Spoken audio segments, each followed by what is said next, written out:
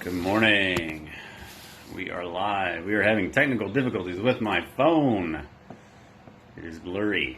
Hopefully there will be some good deals coming up in the next few days so I can get my new phone without breaking the bank. But we are going to wait till 4 after and we will get started. So we're all just joining. Good morning, good morning. I see folks jumping in. If you could give me the standard mic and video check.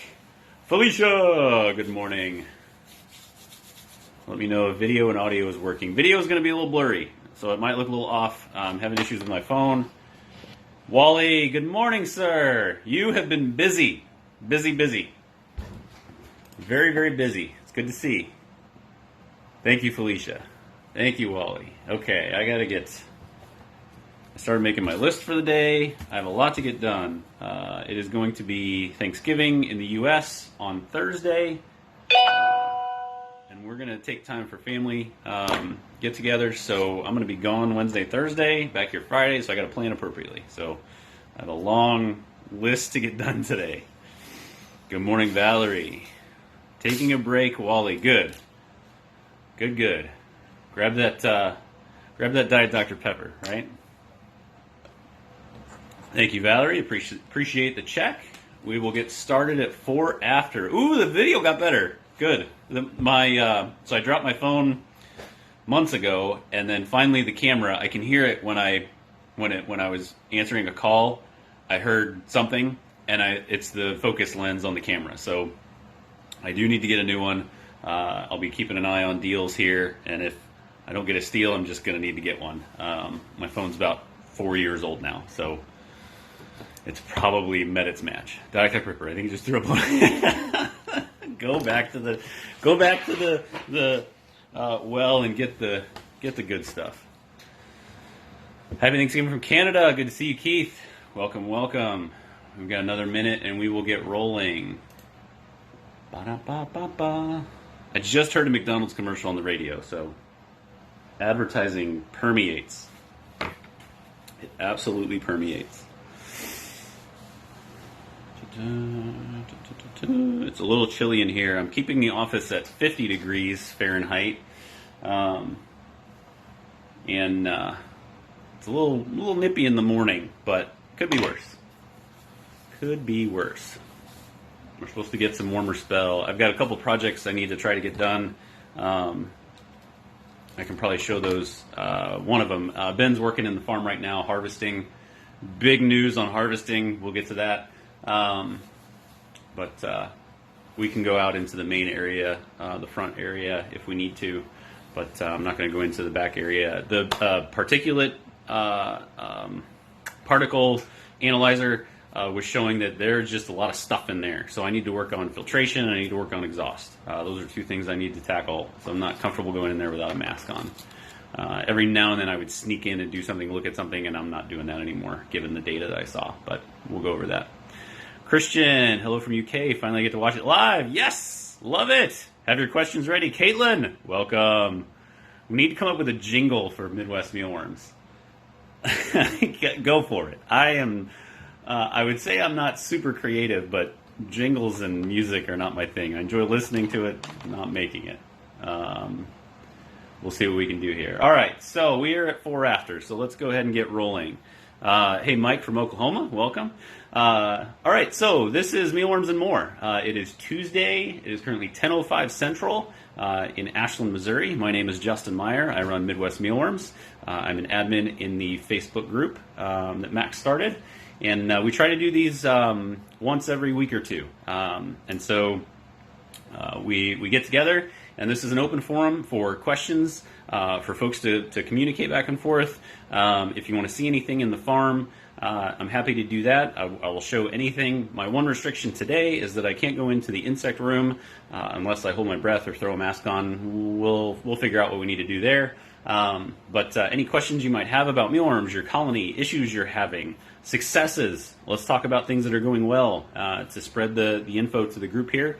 Facebook does record these, so please know that any comments, anything we talk about, any information you put out there is going to be in the comments within Facebook. It is posted to the group, so you can go back and rewatch it and see all the comments there as well.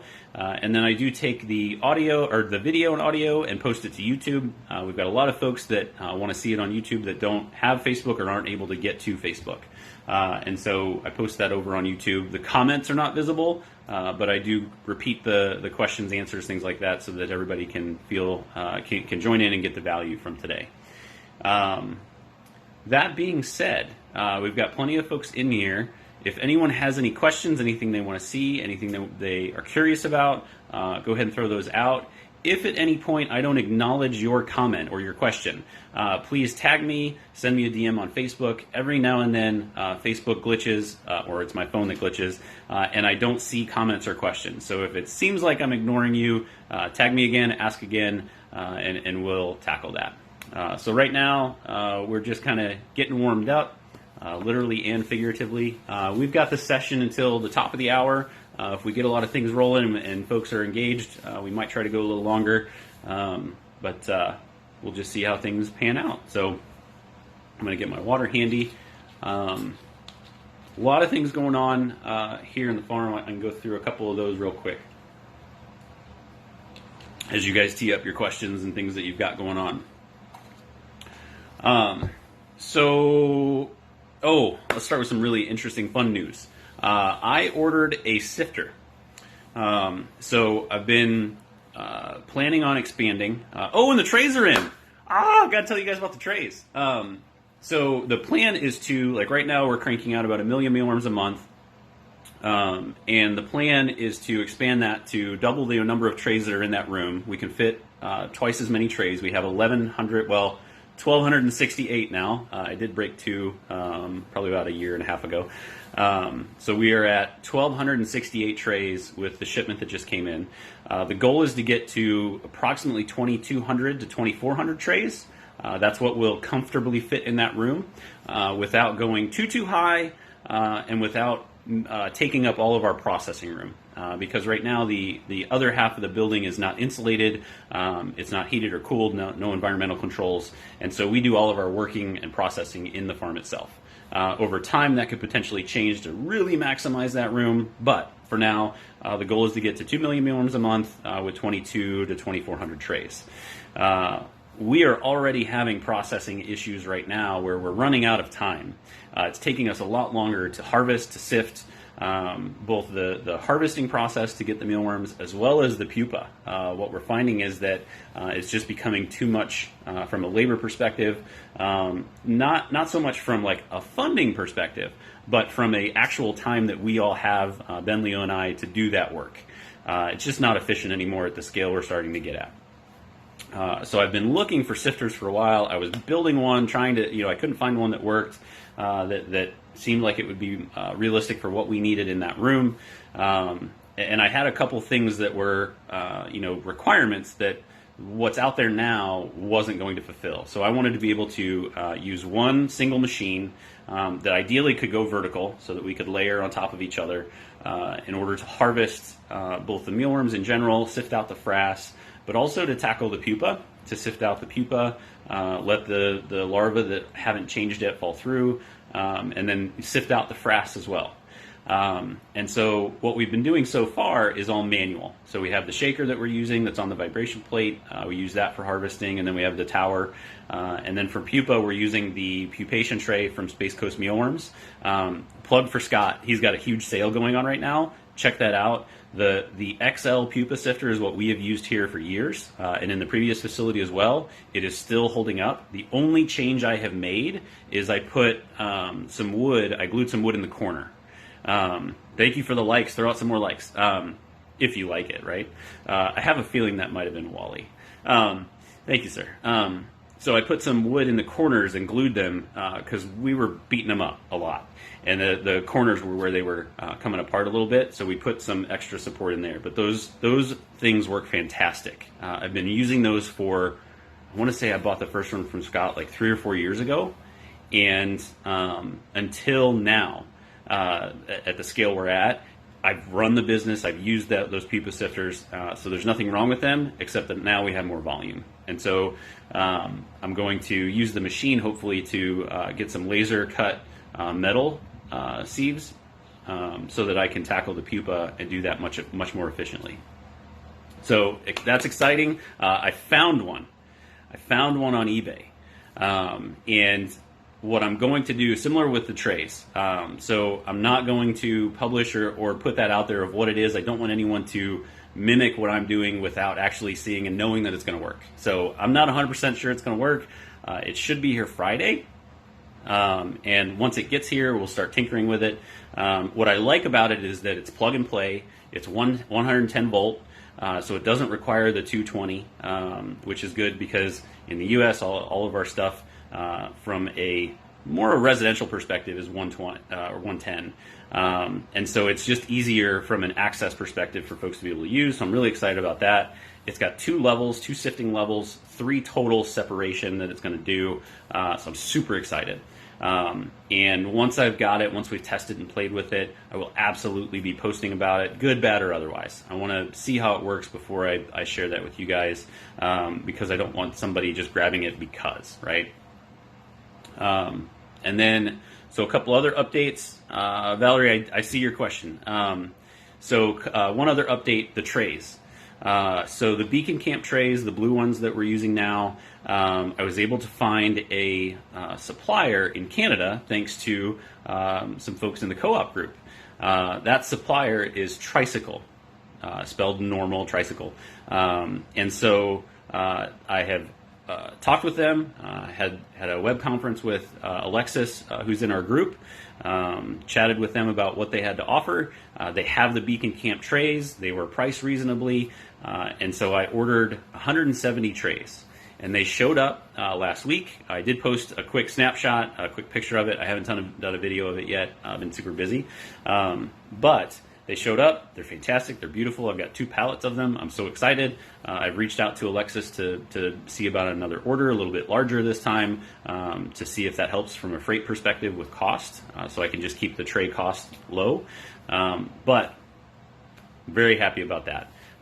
So having a supplier in Canada means that as a business person, I don't have to mess with importing from overseas. I don't have to mess with the time delay there from a shipping perspective. And it's just a matter of putting in that order with Alexis up at Tricycle and then coming through. So I didn't have to do anything special. I didn't have to do anything, customs related, paperwork, none of that. So super easy. I'll get a full detailed video on all of that stuff. Probably collaborate with Alexis a little bit, reach out to him and see what kind of info we can put together for the group. But I'll get something officially posted as things start to slow down a little bit from a happenings around here. All right, let's tackle Valerie's question. As you guys have more questions or anything there, please go ahead and post those so we can get some good feedback here instead of just listening to me ramble on about what I'm happy about. All right, so my first beetles and worms come the end of this week. What is the perks of putting the beetles in the rolling carts versus the dough trays? So I am a big, hey Velazar, I am a big advocate of things being on wheels. Because it makes the space that you're using more versatile and easier to adapt and change to what it is you need at the moment. A couple good examples. So almost everything in that room, in the insect room, is on wheels. There are a couple exceptions. The actual trays, the stacks of trays are not. We don't move those around as much, and so I'm okay with them being static. It becomes a little bit wobbly if you put them on wheels and have to move them around. So I don't want things just falling over willy-nilly, and we don't move them all that often. The other thing that's not on wheels yet is the water, the water barrel that we use to hold the water that we spray on the colony. So I'm a big advocate of things being on wheels. That being said, depending on your scenario, like if you're on carpet, right, that's going to be a little bit more difficult. But it's more from a use of your space, Valerie. As far as is there anything wrong with using one or the other? No, because the rolling cart trays, if I'm thinking correctly, it's usually it's like a 10 or 12 stack with the drawers that come out. A lot of times they're colored like rainbow colors or all black. And then the white dough proofing trays is the white trays that we've seen all over the place, right? In the group anyway. It's not something you see normally during your normal everyday routine. But there's nothing wrong with either one of those. So the white dough proofing trays, they sit inside of themselves, which you don't want to do with your colony. Like, you don't want to try to optimize your space and just sit those trays inside of each other. They're built to do that. They're for dough rising, right? And so it's okay for them to be like that for that use. But for mealworms, beetles, etc., it's going to stifle the air movement in there. It's going to allow the moisture to build up and not get out of there, so you're going to see water beading on the sides. So in order to avoid all that, you're going to need to stagger them, right? So like a zigzag pattern going up, and you lose some space there because those empty areas in between the trays where it's staggered are just empty space.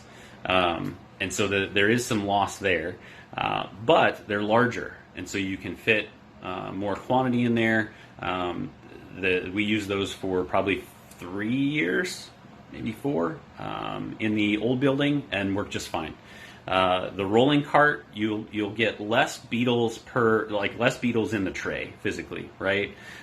So that means if you've got a colony with, I'm gonna just throw out random numbers here. I want to say, I can say that within the white trays we put 1,500 beetles approximately. We weighed them out, right? So there's wiggle room there.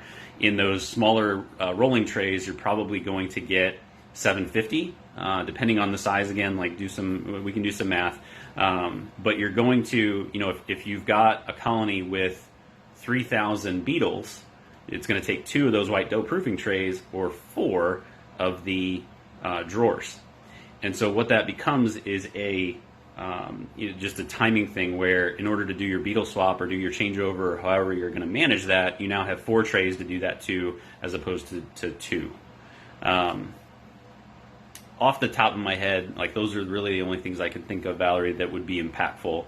You're going to have to, when you feed, you're going to need to pull out 4 drawers instead of 2 in the beetle example. Same thing with mealworms, right? You're not going to be able to get as much into a single drawer, again, depending on size of those.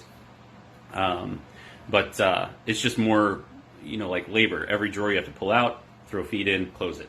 Pull out, throw feed in, close it. With the white dough proofing trays, the optimal scenario is to, put your feed moisture in, move that, and then do the next one and spread it across. But you could get away with putting them on the sides. And so then you don't have to unstack and restack, and so it goes a little quicker. That does mean that your colony inside of that tray is going to need to move around to get to that moisture. Not the end of the world, right? It's probably worth the time to save it so that they have to move around and use that energy to move as opposed to grow. But that's not a big deal. So hopefully that helped. If anybody else has any feedback on that one, please throw that out there. But I think that either one of those options are going to be good, Valerie. It just comes down to what's going to work better for you in the space that you've got. Chris, hello.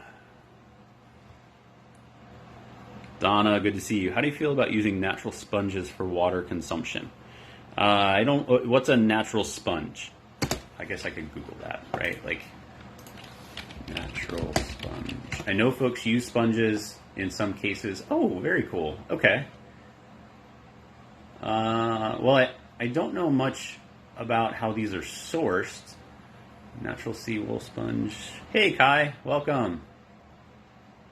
Natural sea wool sponge is 100% biodegradable, environmentally safe, quickly renewable, natural resource. I mean, the ad here sounds good, but it's also from somebody trying to sell it to me. So I don't know much about them in general, Donna, but the concept behind it is, having a moisture source, having it absorb moisture, and then putting that into your tray. Based on what I'm seeing here, it's something that's probably going to be eaten, right? Even a sponge, if you're going to use a scrub sponge that you use in your kitchen or something to clean dishes, they'll eat that as well. And so this is probably a better alternative from a what are they eating perspective. Cost-wise, I'm not sure. But I think that from a concept perspective, I don't think there's anything wrong with that. It would be a test it out first scenario, like get one tested on beetles and mealworms and see how they respond to that. Wally's got a comment here. I've used natural sponges for isopods. Interesting, as the pods will eventually consume the sponges, right?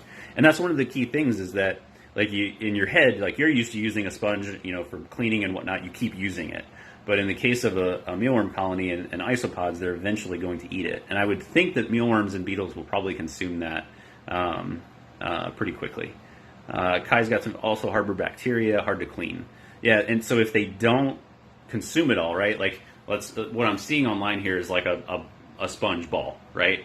And so the center of that is going to have moisture in it. They're going to work from the outside in, and if they don't get to the interior of that before it starts to harbor some things and start to let those things grow, that's probably not going to be good. So maybe chunks of it, right? You could reduce that. Same concept as what we're feeding with parrots.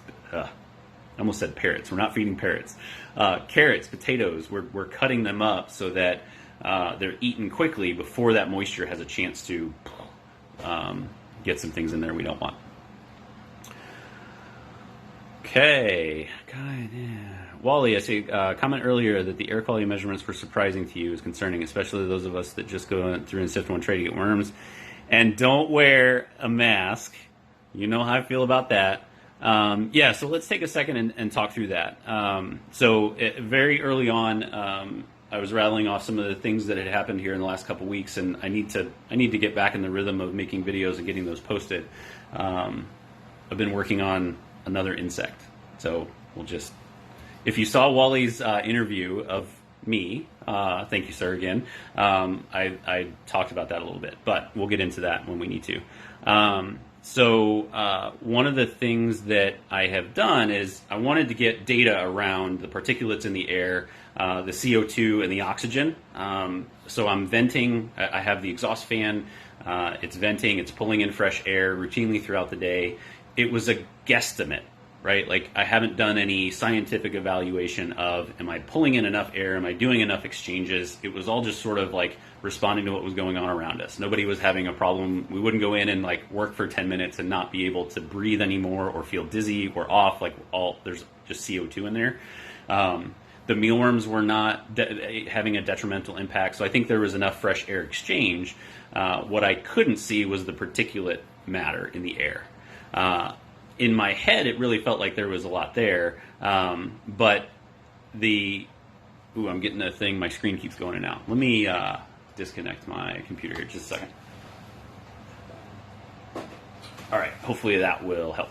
There was just a lot of particulates in the air, and I wanted to start getting some info on how that was being affected by the air exchange. So I purchased a sensor.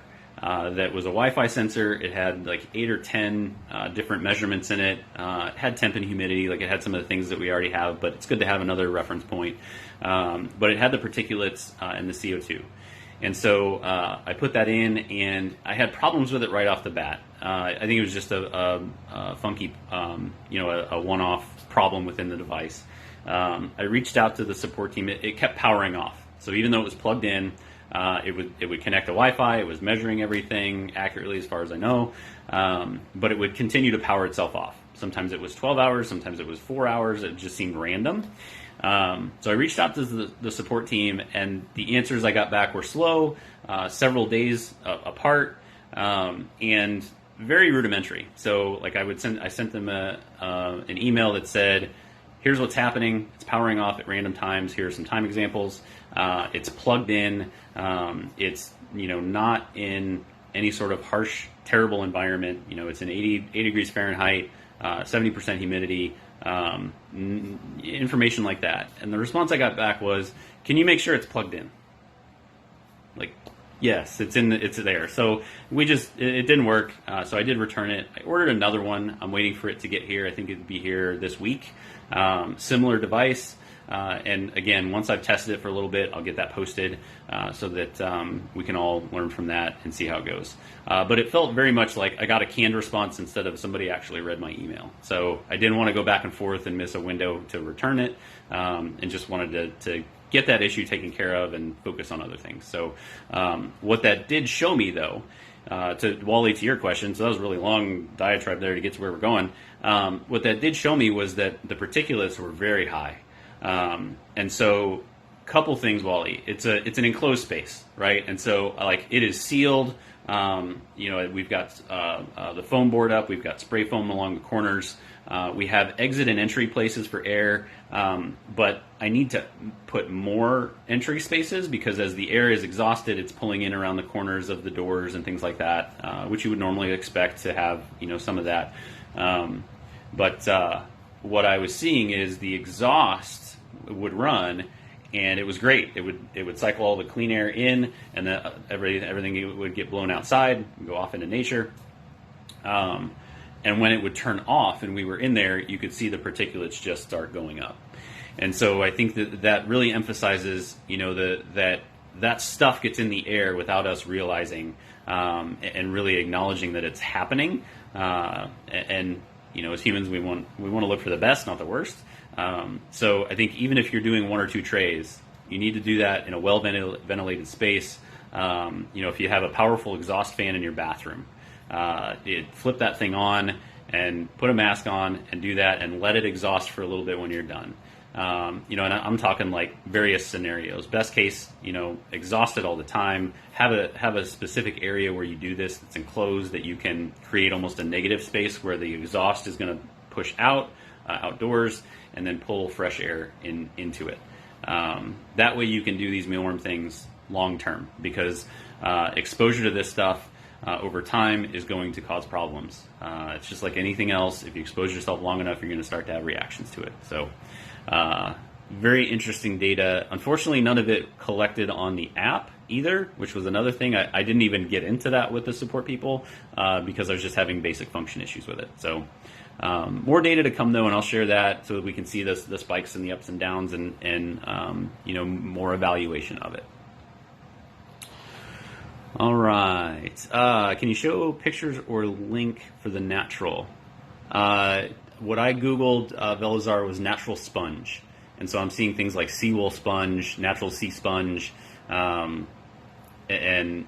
it looks like it, I don't know very much about these, but it looks promising from a environmental type impact. But my screen keeps going green. Hey, I don't know what's going on there. Maybe my phone is really on the brink of breaking, Felicia. Like, that's not good. What is the sensor name code? The broken one was an Inkbird. So that was recommended to me by another mealworm farmer. So I picked one of those up. It was sort of expensive. It was $200, but it had a 25% off discount. So I did grab it, and it had a lot of extra data points that might have been beneficial to have. A purely specific like CO2 sensor or particulate sensor, they're a little bit lower. But Felicia, I see this here. Let me grab one. There. The one I purchased, I think, was a little bit lower in price. So we'll see how it goes. Yeah, Inkbird, I thought, I've heard really good things about it. Did not work so well, and I was not impressed with support. And I wanted to get this thing just knocked out and done. So I might try one again in the future, just to continue to test and have options.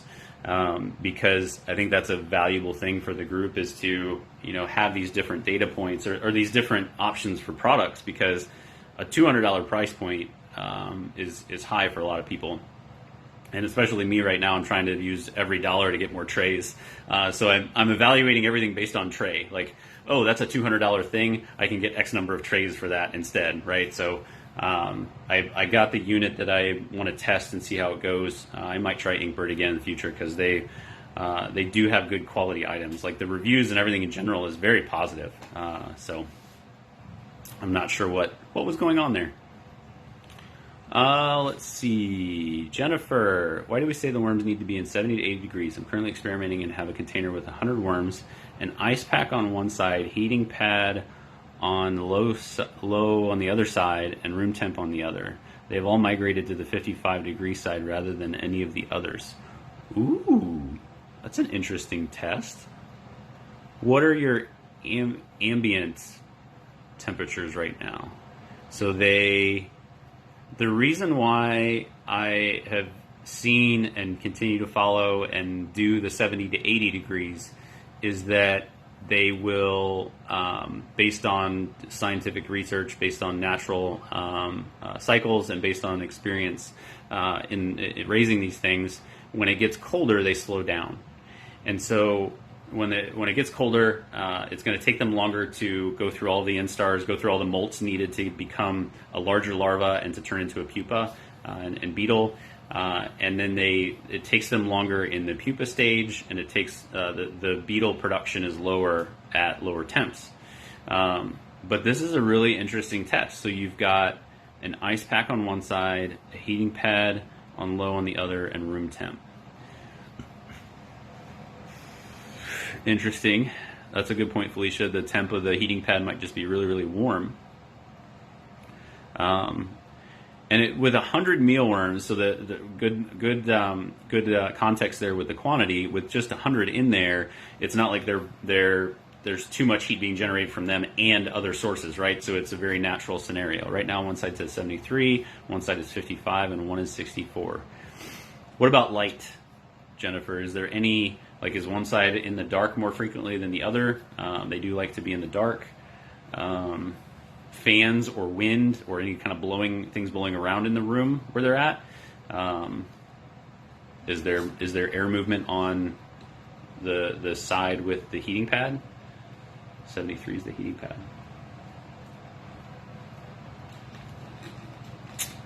Very interesting. I love the testing. That's awesome. Sitting in your garage. Okay. Why would they migrate to the colder? Just to slow down? Is there food moisture available, or is it just them? Yeah, Felicia, with or without bran. Yeah.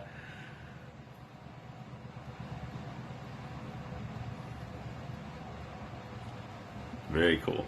No bran. What's your theory, Felicia? I have one. Any differences? Slope to the container? Ooh, that's a good one.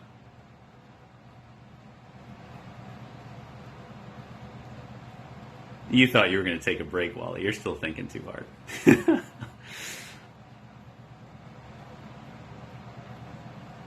No slope. Okay.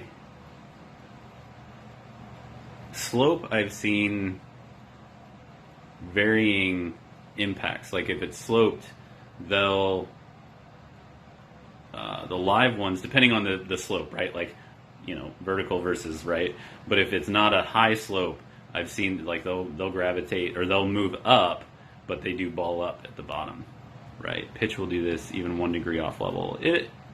It'll have an impact. Rotate it. So is that one way to Felicia to test the slope thing? Is leave the heat and the cool where it's at and just rotate the tray. One of the things that I'm thinking is with no bran in there, are they in an instinctual let's slow down and wait for food to show up before we continue to grow and pupate and turn into beetles and continue the natural cycle, right? Like when a mealworm gets cold, they don't go as quickly. But when there's no food or moisture, Velazar, I'm curious about your thoughts on this, because I feel like at some point you've talked about if you deprive them of feed and moisture, they'll stay in that larva state longer. And I've seen that happen in the farm. So I've been playing with that. And so I'm wondering if in this scenario with temperature, with a choice of temperature, which is very cool, if they have no feed available, they're going to migrate to the cooler to slow themselves down to survive longer. They may want to cool off because of no food. So from a slope perspective, I wonder, like, flip it around. They just keep everything the same, flip it around.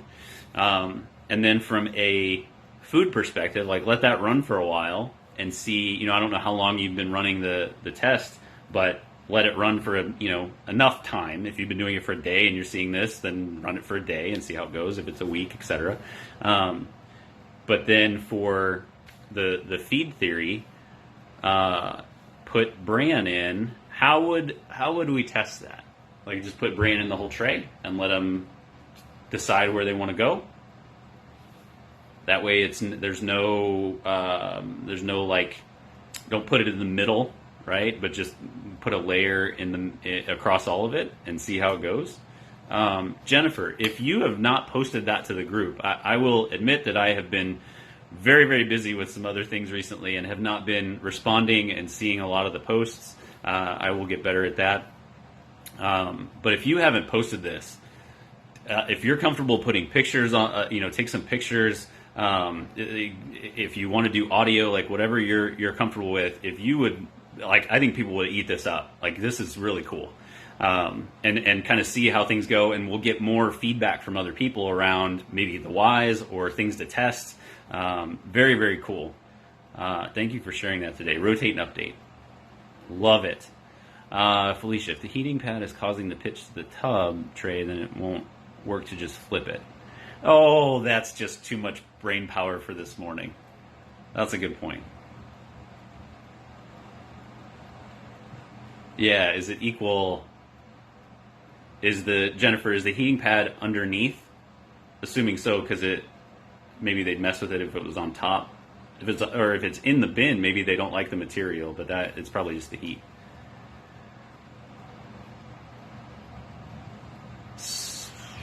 Yeah, you'd need maybe 2 heating pads. Well, one just not plugged in, then it's level, right? With 100 Velazar, with 100 pieces, we need to measure the temperature on the bottom surface, not the air. Jennifer, how are you measuring temperature? Like, one of the things I use here is like one of the laser, very non-technical term, the laser pointer thingy that you just point and shoot, and it tells you what the temperature is of whatever you're hitting. So that way you can get the actual surface temperature as opposed to ambient temperature. That's a good one, Velzar. How are we measuring the things that we are playing with and toying with? Temp gun. Temperature gun, yes. Yes. It's much better than thingy, right, Felicia? Felicia, how is your farm going? You had plenty of updates, and I don't know if I've missed them or not with my self-imposed busyness. How are things going in the expansion? I have a quarter under the container. There's a napkin on the other side to level it. The ice pack is just sitting on the outside. I'm using a laser gun thing. Yes, laser gun thing. Okay, cool. So we know it's flat, and I think that rotating and like move the napkin or move the what was it? Heating pad to pitch the tub and flip it. Yeah. So rotate everything, and see how they do. And I think the rotation will also help with, is there a light hitting it during the day or something that like anything we might not be thinking of. Very cool test though. Love it. Love it. I'm so glad you were able to come today, Jennifer. Love it. All right. While Felicia is hopefully giving us an update, one of the other things, what was I going to talk about? I should have made a list. Well, here we go, Jennifer. I rotate and they are slowly going back to the ice pack right now. Oh my. The suspense! All right, so Christian, I see the question here. I have to hit see more to see the whole thing, and every now and then it messes up all the, there we go. Anyone have used and recommended temperature gun? I reckon there are different models with lasers. I'm installing sensors in the room, but I think it could be a good addition overall if that's possible to add that data to the app, to an app. Ooh, I have not thought about adding that info to the app. I like that. So Christian, yes, from a temp gun brand perspective, I'm using one of the cheapy models from Harbor Freight. It's So it works as far as I know. It's consistent with the, like the if I put my hand in a bin of mealworms and I can feel that it's hotter than normal, I guess, or nice and warm, and I use the temp gun, it feels like it's showing me the appropriate temperature. So I'm sure it's not a super exact, but those work for our purposes, right? And so the good thing about those is that you're able to, it helps to get the temperature of your bins. And so what I'll do is I'll kind of move maybe half of the contents or half of the depth of whatever it is that I'm measuring, move that out and measure that middle part to get a feel for how hot is it in that tray. And I did that in the old farm when I reconfigured things. We haven't reconfigured here. Once we got settled with how we have the layout, we haven't messed with it. And so what I did though in the old farm is as I would adjust things, I would see what's the temperature at in this particular place. If you've got good air movement, you should have good consistent temperatures around the farm, but you want to focus on the places where you might have higher density of larger mealworms because they will generate more heat. Depending on how many mealworm or beetles you're putting in your trays and where they're at, you could have some potential things there to pay attention to. And from a tray perspective, if your trays, like in the pizza dough proofing trays, those white trays, I would stagger them. And what I found is because of the way that the air would flow through there, they were cooler on the outsides and warmer on the insides, which makes sense. But the data was good to see that. I haven't seen a way to integrate that into an app, or haven't seen an option for that. But that could be interesting to play with. Maybe Velazar has some feedback there. Wally, now it's over to Supreme Gecko instead of Wally. You're both here. You've replicated yourself. Yeah, I would say go with one of the standard models at like a Harbor Freight or a store, or getting it online depending on what you've got available. Felicia, it's doing great. I was brought home a cold and decided that in sickness and health need to share it with me. I'll be posting video billing once I'm back up to 100%. 100% with you there. So we have two little ones. Well, not so little anymore. They're getting bigger. But the daycare and the school germs are circulating. And this year's pretty bad, right? Because everybody's starting to move around more. It feels like the first time we ever took our kid, our firstborn, to daycare, I was sick for like 6 months as your immune system builds up. And over the last few years here in the U.S. with COVID, people haven't been going anywhere, and now people are moving, and it's a bad year. So please be mindful of that if you have kids, because the adults are going to get it, but it's definitely going to hit us.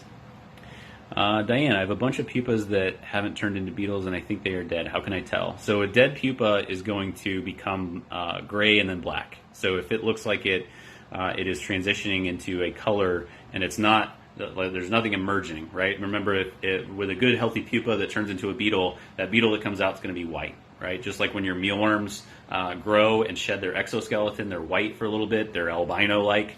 A lot of folks will think that they have something there, but it's really just the mealworm after they've molted, and then they'll harden up and get to that nice golden amber color. With the pupa, if your pupa have started to turn darker colors, that generally means that they're going to be dead. As long as they're not, like if your humidity is real high or your bin is closed and they're squishy and gross and oozy, that's something you want to take care of. Generally what happens though, if your humidity is okay and the moisture can evaporate, they just dry up. And so let them be, unless it's that soupy, goopy mess, because that's going to start to be a problem and probably not smell real good. But just leave them be, and if what's there will hatch and what won't isn't. And after maybe like a week or two, depending on what stage you're at when they start popping into beetles, you'll know that, hey, we're done, and those can be recycled out to compost bin, garden, etc. Good question, Diane. Good question. It happens that we have die-off here. I wish it was lower. I'm messing around with different ways. I don't think higher humidity, Velazar, I don't think higher humidity helped any with that. So I'm going to repurpose that grow tent for something else. Suspense. And not beetle related. I came up with a different idea. So I don't think that the higher humidity was beneficial. Valerie, so if you guys have questions down below, right now I just saw Diane's and we talked through that. Valerie, I've got your question here, so if you're below that, I'm getting there slowly but surely. Valerie, how many beetles do you have approximately in rotation or in relation to producing 1 million mealworms a week, if you don't mind me asking? I don't mind at all. So right now we have, I want to say it's between 70 to 80, give or take, each week, 70 to 80 trays. I want more because we need more to expand, but that seems to be the sweet spot right now. Probably 80 to 90 would be better, just to account for any fluctuation there. And the data is a little delayed, right? So we've got 80 trays going right now. We won't have final harvest numbers for about 2 months. And so I'm looking at older data and trying to map that together of what we had a couple months ago and what our harvest numbers are now. And so when I last looked at those, I still have to do October's numbers. Like, this is how far behind I am. I still have to get October's harvest numbers in the spreadsheets to be able to analyze all that a bit better. But right around 70 to 80 trays of beetles are getting the 1 million mealworms of 1 million mealworms produced. And of the 1 million, we're taking 20% of that to expand the colony, right? So 20% of that, so 200,000 goes back into pupate and turn into beetles. But I also sell the beetles, right? So I'm producing more beetles than I really need because I sell the starter kits and just straight beetles to folks that need them, wholesale beetles, etc. So you probably don't need as many as me if your focus or goal is to just keep your colony going. Generally, I think 10% is about what folks are usually running at, and what it seems like is having about 10% of your trays dedicated to beetles is what you're going to need to sustain your colony. So I'm a little lower than that right now. We've got 1,100 trays total. But I would say maybe only, we probably have, and this was before the delivery, so 1,100 trays, but we had dirty trays, we had trays that still need to be cleaned, and so some of those were just not in rotation. So I would say probably about 1,000 roughly being used at any given time. And we need to up our beetles a little bit because of that. I think going up to 100 would be much better. Give me a little bit more wiggle room in case something happens to a tray, etc. Christian, I'm working with an AI company to add machine vision and recognize tray content. More to come soon. I know you're not keen on apps to manage the farm, but I'm still trying to figure out a practical solution. It's an interesting comment. So yes, I've said in the past my goal is to not go the route of artificial intelligence, machines, robots running the farm. A lot of different reasons for that, but I think that where I do integrate technology and use it is like the sensors, right? The sensors are feeding data to an app. I can go back and see that at the times where I'm not here, right? Middle of the night, Thanksgiving's coming up, so I'll be able to see like, oh crap, the it's too high of heat. I need to go fix that, etc. So I think that what would be interesting is like from a reliance perspective. I am not reliant on that data to function. I use that data to reduce the time necessary for me to be in there so that I can do other things like this and R&D and grow and do testing with different insects, etc. From a purely, I'm going to do this, having that temperature and humidity data is beneficial, but not in an app. Right? Like if we had just sensors in there and we could come in and look and see how things were going, we would look and see how the colony was doing. But I am curious about like how would that app function for a regular Joe farmer, regular Justin farmer that is not technically savvy, can't write code, can't keep it up going. If I start to rely on that as opposed to staying in tune with the things that I am taking care of and raising, there's a balance there, and I think that if you tip one way too far, then you lose that ability to do the raising of those insects, not in a natural way. Like it's not unnatural to use that technology to get a picture and see like, do I have enough beetles in there, right? But from a being in tune perspective. If you start to rely on those technology pieces, when you walk into a room, you can tell without looking at the sensor, my humidity is low. You just start to get a feel for that. So I'm super curious, Christian, if you ever want to have somebody test it or give you feedback, I'm 100% open to that. If you guys want to sign NDAs and keep it closed, I don't publish things that people don't want to share. And so if there's any opportunity to get feedback from somebody or you need it, feel free to reach out. I'd love to take a look. Christian, about temp. I'm installing sensors at different height, save money as well, because I think the position of the trays can affect development of mealworms. Yes, your temperature is going to be lower on the bottom, higher up top, right? 100% agree with that. I think that if you are trying to optimize to the most minute optimization you can do, then gathering that data is beneficial. I think that once that data is collected and analyzed, I don't think it's going to be enough of a meaningful delta between that bottom tray and the top tray to warrant the manual labor that I would have to do to swap those things routinely. I just don't think that it's something that's going to change the way that we do that. That being said, we're not going to know until we see the data, right? So I think that's an awesome thing to test and look at and see what you can play with. Velazar is doing some AI. Oh, same thing to you, sir. If you want some feedback, I'm here. The temp gun is something I'm considering, but connectivity is key. The cheap one doesn't store any data. Yeah. There's a lot of comments here, so I'm going to take a quick look at here because I'm starting to get behind the conversation. This is where like a Google Meet, I had thrown that idea out at some point. We did a Zoom meeting, and I thought that went really well.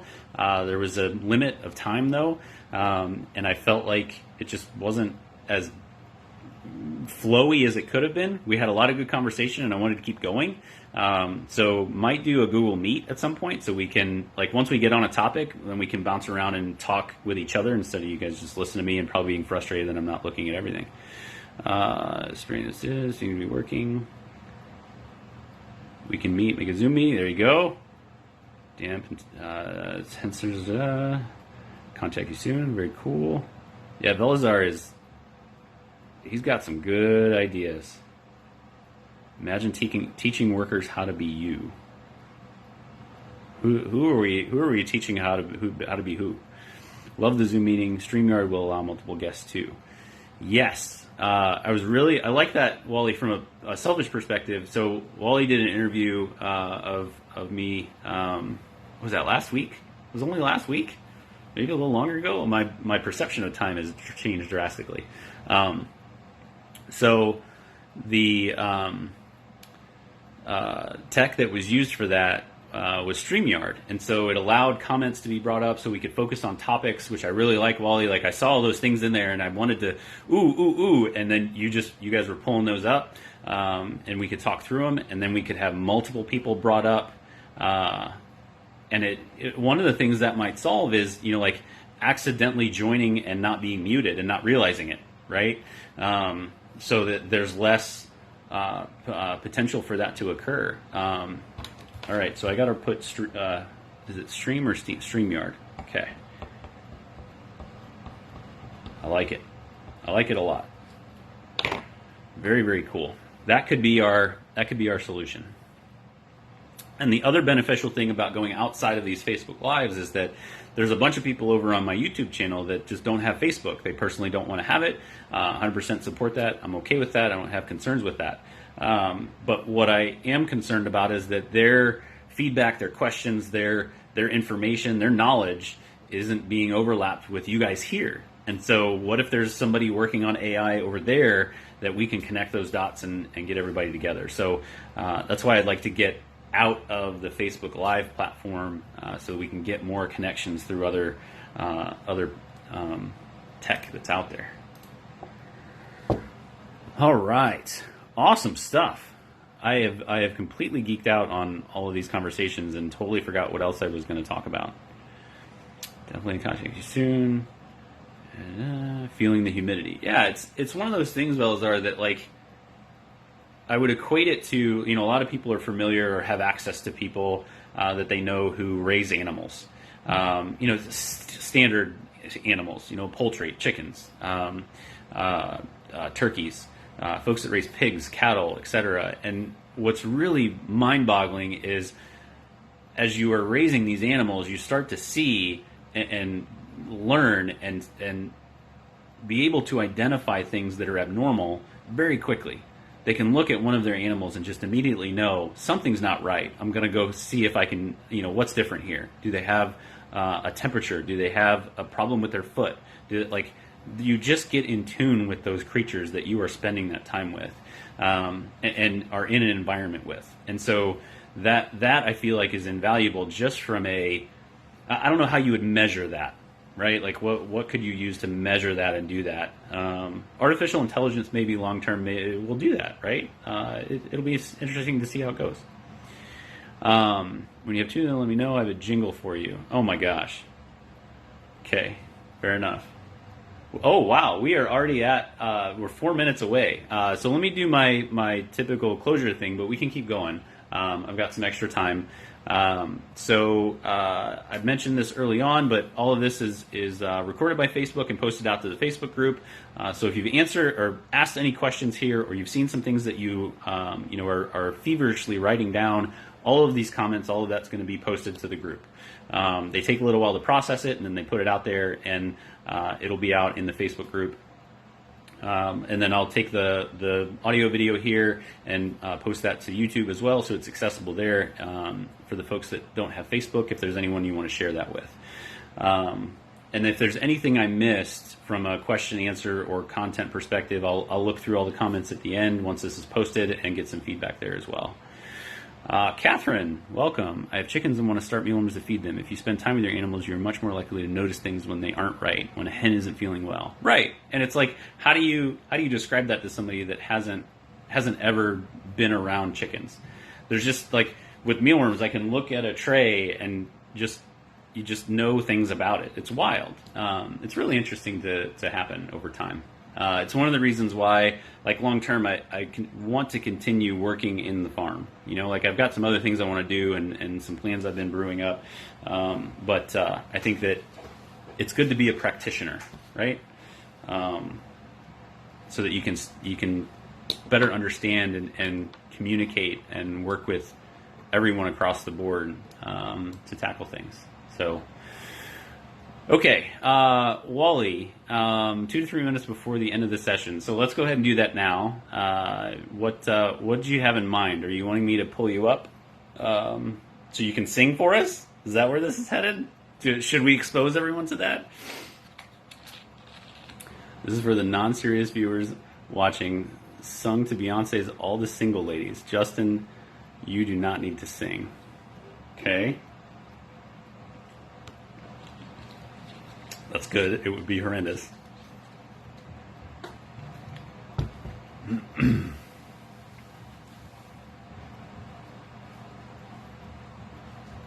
If you're not familiar with All the Single Ladies, that's a Beyonce song. I know that song in my head. Thank you, radio music industry, for blaring all that at us all the time.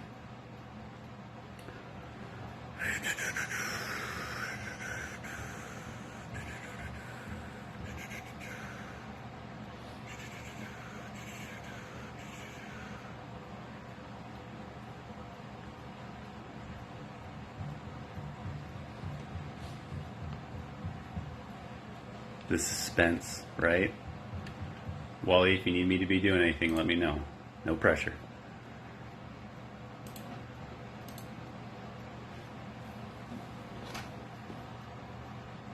Oh, I didn't see it. Oh, Caitlin tagged it.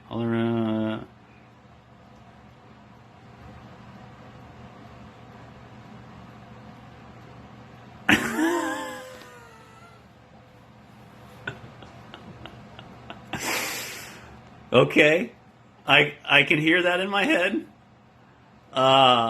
We might have to talk to Beyonce to see if we could use that, right? I love it. Oh, thank you, sir. Caitlin, Keith, just a little levity around the hot. I love it. I love it. At least do the hand wave, Justin. Yeah, maybe later. Catherine, is it okay to ship in the winter? It's freezing where I live. Yes. So, a couple of things for winter shipping. You want to use less holes in the box. So we actually switched over to our winter template. Oh, shoot. Sorry, I just remembered I did a live last week or the week before, maybe the week before, and I was going to put my templates, I was going to post those. I need to do that. Sorry.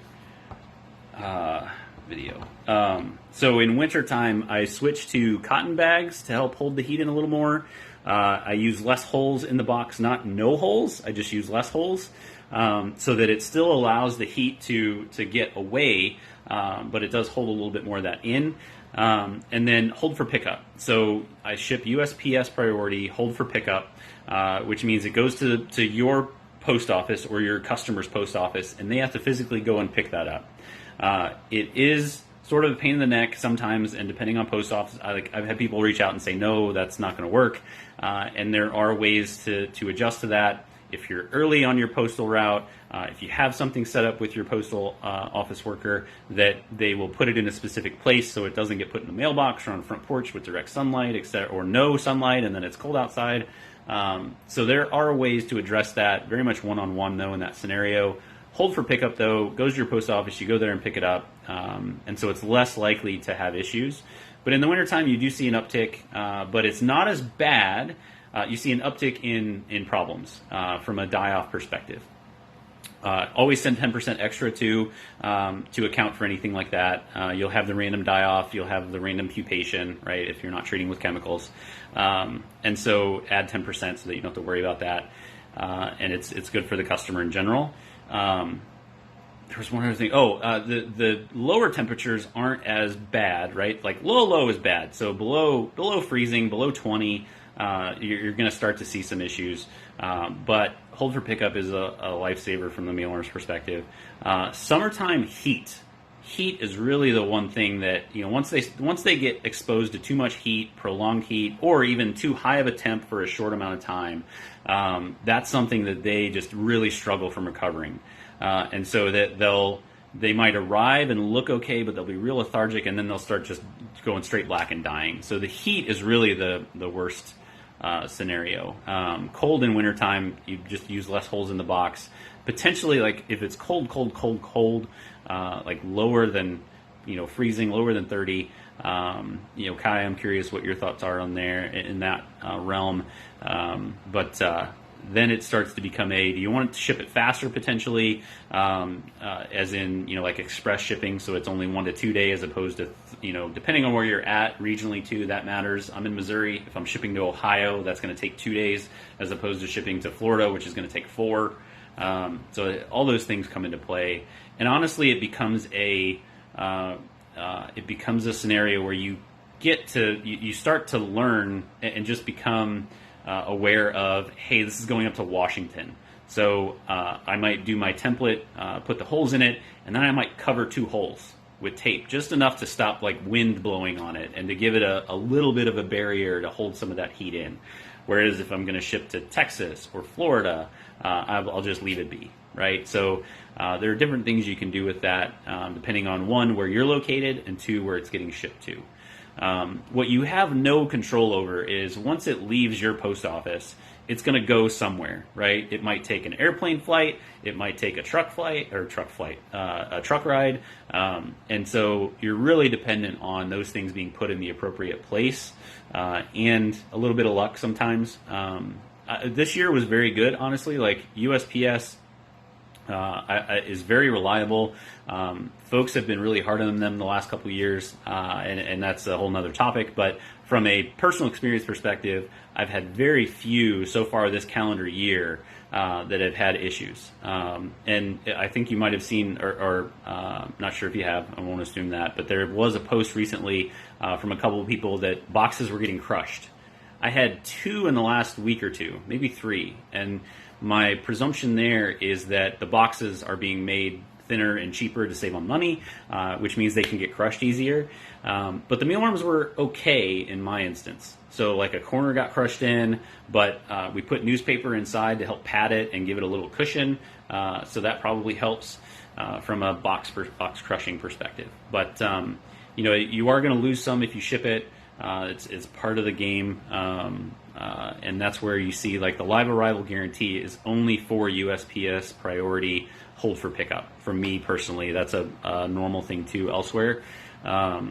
And Catherine, just like shipping chicks, yes, just like shipping anything that's live, you're going to adjust for that temperature and 1 chick versus 10 chicks, right?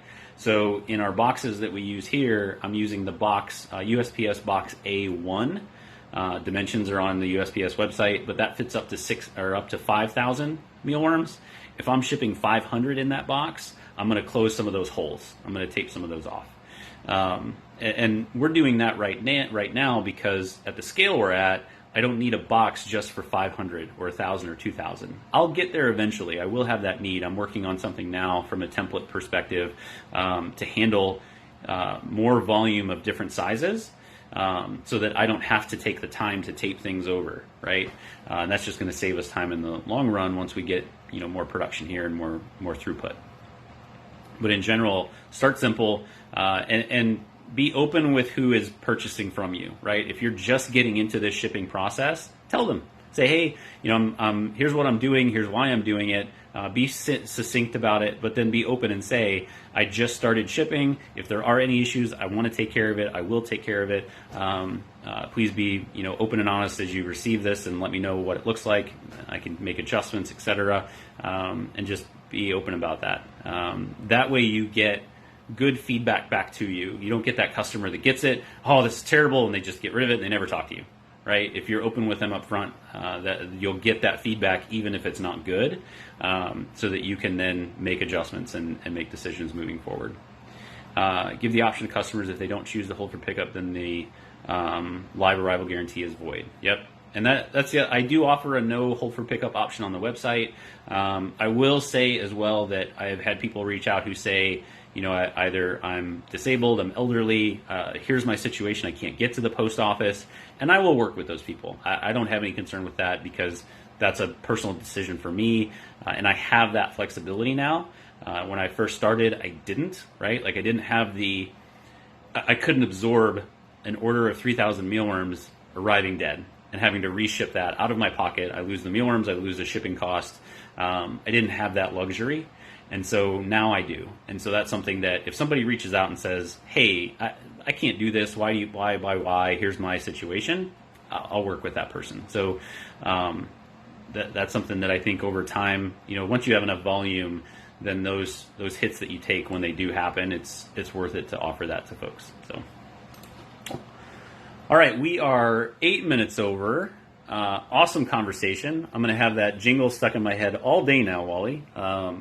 Who knows? Maybe that will get sung and posted. Well, we'll see.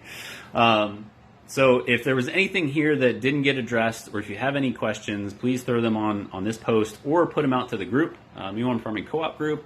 Awesome folks out there that are ready to tackle, answer, provide feedback. The recording will get posted. And again, I try to do these once every week or two. So thank you guys for coming. Thanks for all the awesome suggestions, all the feedback. The AI thing has me really, really interested in thinking. It's good to have different perspectives and collaborate like this. So thank you all very much. Have a wonderful Thanksgiving for those of you that are in the U.S. Outside of the U.S., I hope your week goes awesome anyway, right? It's going to be a good week, and we'll be back for more soon. Thank you all.